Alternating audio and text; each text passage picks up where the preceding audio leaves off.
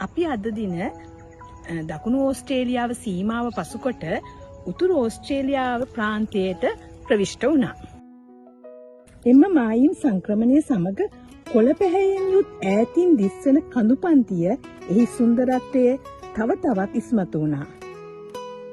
විවිධ වර්ගයේ සතුන් සහ ඔටුවන් සහිත ෆාම් එකක් දැක ගන්න පුළුවන් වුණා.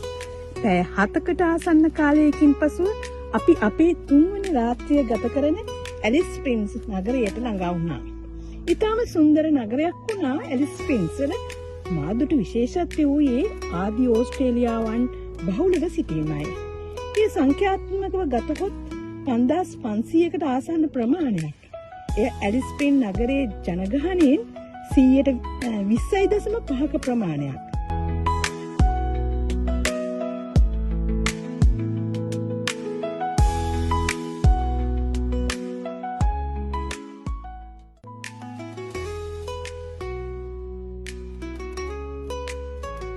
හෙට දින අපේ දීර්ඝතම ගමන ආරම්භ කර අපේ ගමනාන්තයට පැමිණීමට අදහස් කරයි.